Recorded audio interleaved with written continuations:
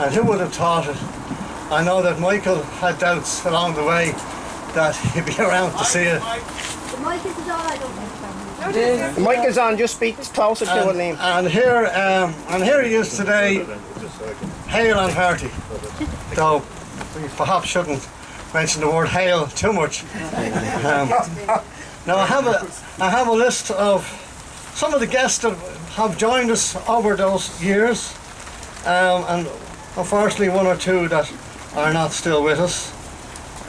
Dermot Bulger, Ulrich O'Connor, Michael Hartnett, Senator John Robb, Angus O'Snuddy, Tomás McGilla, Trevor Sargent, Robert Balla, Desmond Egan, Dr. Andrew Rinn, Paula Gates, etc. We've also had no less than 6 Lord Mayors, 3 of whom were female. And this will be our 7th Mayor. Now just a brief word of introduction. Accordia, I'd like to welcome Críona Dhálaigh, Lord Mayor of Dublin. Críona was born and raised in Crumlin and served in Dublin City Council since 2006. She represents one of the most disadvantaged constituencies in the country. She's worked hard for housing and community regeneration and has served on 3 major housing regeneration boards. Until she was elected Lord Mayor, Críona was chairperson of Dublin City's Council Strategic Policy Committee on Housing. She's the first Sinn Féin Mayor of Dublin and a fluent Gaeilge. Críona is the daughter of the late Sean Dhálaigh, who was a leading member of Forest na Gaeilge, charged with compiling new words in the English language to meet modern terminology.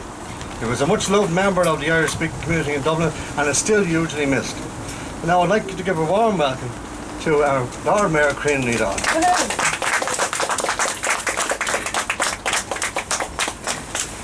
Good morning, good Liam, as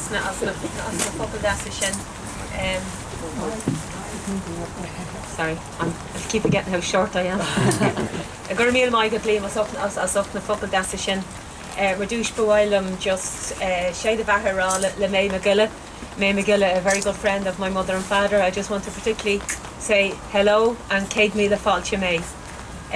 Gur míle mai go aniu as ochtan current shot le vetlev aniu. Sean Fihidu Blian the Nimic shot Rachta like Mihal agus Common Ledwidge. Tá mé cinnte go manna midélik sulta agus tarfa agus Clinum go mé sesiún sa pub in a dhéag seo to make a lár filiocht ar siúlinn sin. This will be the 20th year to hold the annual Francis Ledwidge reading and poetry reading ceremony. The reason the Inchicore Ledwidge Society was set up because Francis Ledwidge joined the Enniskilling Fusiliers in Richmond Barracks in Inchicore in 1914. During his time there, he wrote several important poems and wrote more than 20 love letters to his girlfriend. It was not uncommon for people to write letters back and forth every day at that time. Probably maybe a bit like today's texting, only a little bit more glamorous and not so many grammatical errors. I don't think he would have had GR8. You know. Born at Slane, County Meath in 1887, Francis Ledwidge left the local national school at age 13, but continued to educate himself. He was appointed Secretary of the Irish Volunteers in Slane 1914.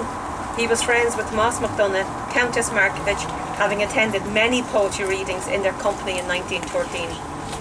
Francis Ledwidge was killed aged 29 on the battlefield on the 31st of July 1917. He was serving with the 1st Battalion of the Irish Regiment, the Royal Enniskilling Fusiliers. How did Francis Ledwidge, famous Irish poet, patriot and supporter of Irish independence, end up dying on a battlefield fighting for Britain's war and not on a battlefield in Ireland fighting the war at home against the British? I often wonder how Francis Ledwidge felt when he heard that his friends and comrades who had taken part in the Easter Rising had been executed by the army for which he was fighting for. On the outbreak of World War I on August 1914, and on account of Ireland's involvement in the war, the Irish Volunteers split into 2 fractions. The National Volunteers who supported John Redmond's appeal to join Irish regiments in support of the Allied War Corps, and those who did not. Francis was originally of the latter party. Nevertheless, having defended this position strongly at a local council meeting, he enlisted in the British Army on the 24th of October 1914 in Lord Dunsany's regiment. joining the 5th Battalion Royal Enniskillen Fusiliers, part of the 10th Irish Division.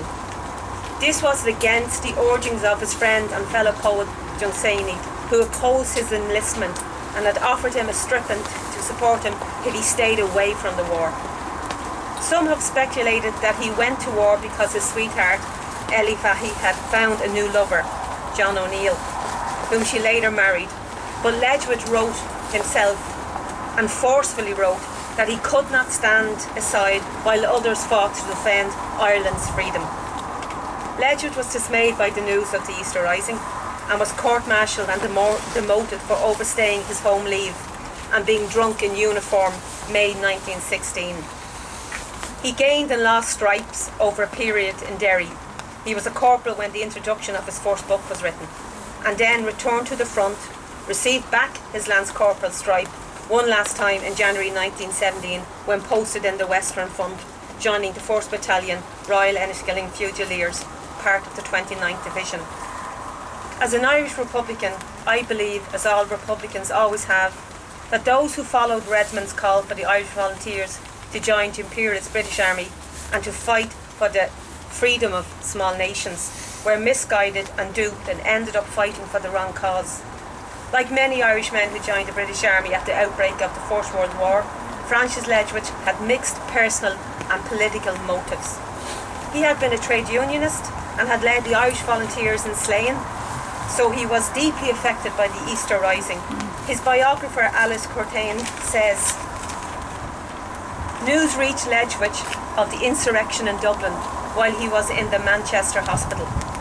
Always in his heart an Irish volunteer, he was shaken to the depths of his being. We do know that he was deeply affected by the execution of his fellow poet, the 1916 rising leader Tomás MacDonagh. In one of his letters of 1917, Ledwidge described that poem as his favourite. He also described how awful it felt to be called a British soldier while my own country has no place among the nations but the place of Cinderella. When he was home on leave in the aftermath of the rising, Ledwidge told his brother Joe, "If I heard the Germans were coming over our back wall, I wouldn't go out now to stop them. They could just come." On the day after the first executions, he wrote in a letter, "Poor MacDonagh and Pearse were two of my best friends, and now they are dead, shot by England." Ledwidge wrote 9 of his best poems on the rising, and he deserves to be remembered alongside the 1916 poets themselves, MacDonagh, Pearse and Plunkett. Francis Ledwidge was a young Irish poet who was deeply involved with many others in the literary revolution. Along with many others, he shared with the Irish people a gift he had, which had been nourished and encouraged by another playwright and poet, Lord Dunsany. He was popular in Dublin literary circles, receiving much acclaim from other poets, which are more male and fubble now than Francis Ledwidge, A.E., Tomás MacDonagh, Pádraig MacPearse. Even among the more well-known war poets, Ledwidge has not been given his rightful place.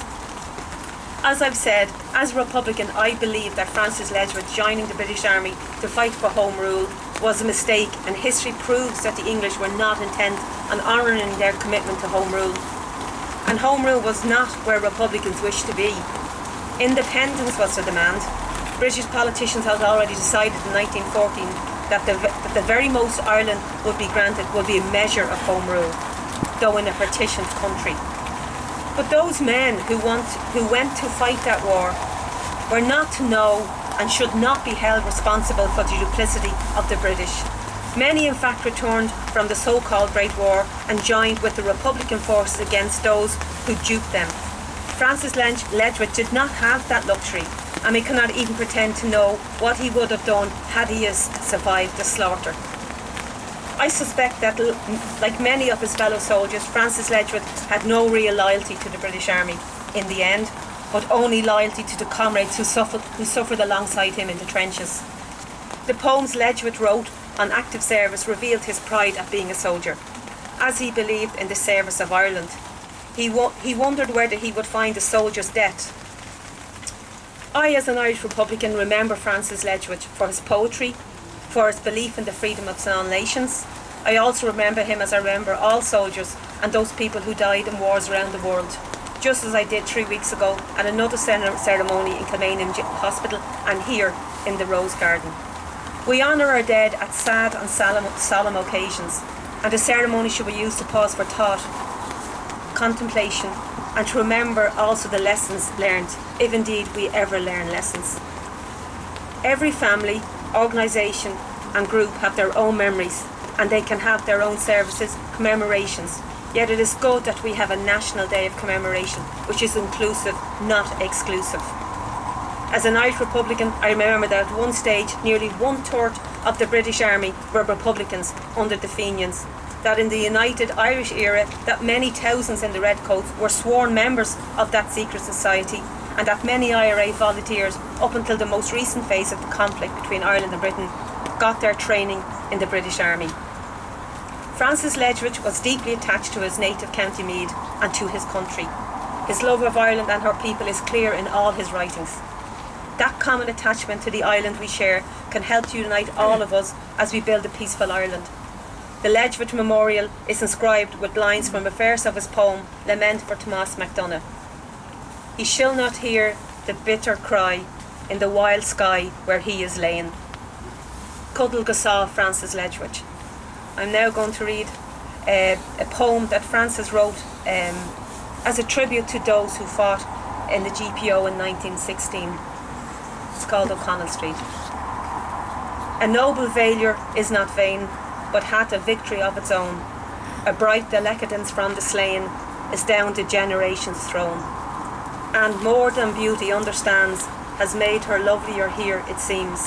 I see white ships that crowd her strands, for mine are all the dead men's dreams. Cormila Maigam. Woohoo!